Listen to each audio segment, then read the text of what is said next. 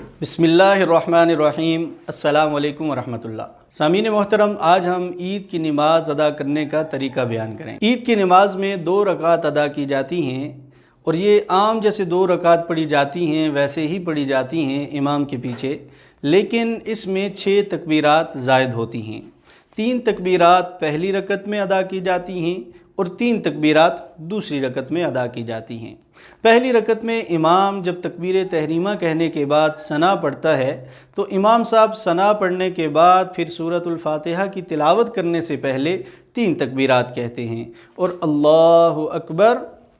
اللہ اکبر، اللہ اکبر، اس ترتیب سے کہ پہلی 2 جو تکبیریں ہیں ان میں ہاتھ کھلے چھوڑ دینے ہیں اور تیسری تکبیر میں ہاتھ باندھ لینے ہیں۔ پھر امام صاحب سورۃ الفاتحہ اور اپنی پوری رکعت مکمل کریں گے، اور دوسری رکعت میں امام صاحب شروع میں سورۃ الفاتحہ کی تلاوت اور سورت ملائیں گے، اور یہ اس کے بعد سورۃ الفاتحہ اور سورت ملانے کے بعد امام صاحب 3 تکبیرات کہیں گے، اللہ اکبر، اللہ اکبر، اللہ اکبر۔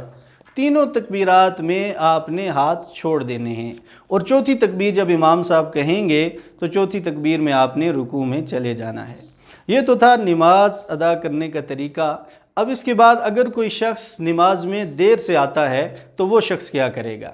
اگر تو وہ تکبیرات میں پہنچ جاتا ہے تو ٹھیک ہے، لیکن اگر وہ آتا ہے اور امام صاحب تکبیرات ادا کرنے کے بعد سورۃ الفاتحہ کی تلاوت کر رہے ہیں تو وہ شخص سب سے پہلے تکبیر تحریمہ کہے گا، اور پھر 3 تکبیرات اسی ترتیب سے جس طرح امام صاحب نے کہی تھیں، اللہ اکبر، اللہ اکبر، اللہ اکبر، اور ہاتھ باندھ کر تلاوت سننا شروع کر دے گا۔ اگر یہ شخص اس وقت آتا ہے کہ امام صاحب رکوع میں چلے گئے تو اب اس کے سامنے ایک تو یہ صورت ہے کہ اس کو یہ گمان ہے کہ اگر میں یہ تکبیرات اسی ترتیب سے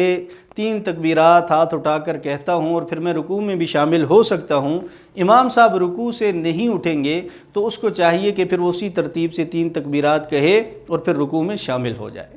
لیکن اگر اسے یہ گمان ہے کہ میں اگر یوں تکبیرات کہوں گا تو رکوع سے امام صاحب اٹھ جائیں گے اور پہلی رکعت میری نکل جائے گی، تو وہ تکبیر تحریمہ کہنے کے بعد پھر وہ رکوع میں چلا جائے گا۔ رکوع میں جانے کے بعد ہاتھ اٹھائے بغیر وہ شخص 3 تکبیرات اللہ اکبر، اللہ اکبر، اللہ اکبر کہے گا، اور اگر موقع ملے تو تسبیحات بھی ساتھ ادا کر لے۔ اگر تسبیحات کا موقع نہیں ہے تو وہ امام صاحب کے ساتھ دوبارہ اٹھ جائے گا۔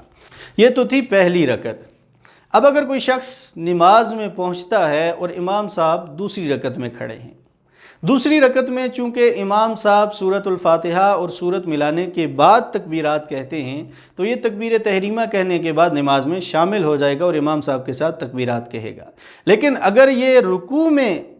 شامل ہوتا ہے اور امام صاحب تکبیرات کہہ چکے ہیں تو پھر پہلی رکعت میں جو ترتیب بتائی گئی اسی ترتیب کے مطابق تکبیرات جو ہے وہ ادا کرے۔ اب اگر کوئی شخص اس طرح دوسری رکعت میں مل جاتا ہے تو اس کی پہلی رکعت رہ چکی تھی، اب وہ جب امام صاحب سلام پھیریں گے تو دوبارہ اٹھے گا۔ کھڑا ہونے کے بعد وہ شخص پہلے جو ہے سورۃ الفاتحہ اور سورت ملائے گا اور آخر میں 3 تکبیرات کہے گا، اور پھر اس کے بعد اپنی نماز مکمل کرے گا۔ اور اگر کوئی شخص اس حالت میں امام صاحب کے ساتھ آ کر ملتا ہے، عید کی نماز میں ملتا ہے کہ دونوں رکعتیں اس سے نکل چکی ہیں اور وہ تشہد میں امام صاحب کے ساتھ ملتا ہے، تو وہ اپنی ترتیب کے مطابق جیسے ثنا پڑھنے کے بعد 3 تکبیرات پڑھی جاتی ہیں پہلی رکعت میں، اور دوسری رکعت میں سورۃ الفاتحہ اور سورت ملانے کے بعد 3 تکبیرات پڑھی جاتی ہیں، اسی ترتیب سے اپنی نماز جو ہے وہ مکمل کرے گا۔ اللہ سبحانہ و تعالی ہمیں کہنے سننے سے زیادہ عمل کرنے کی توفیق عطا فرمائے۔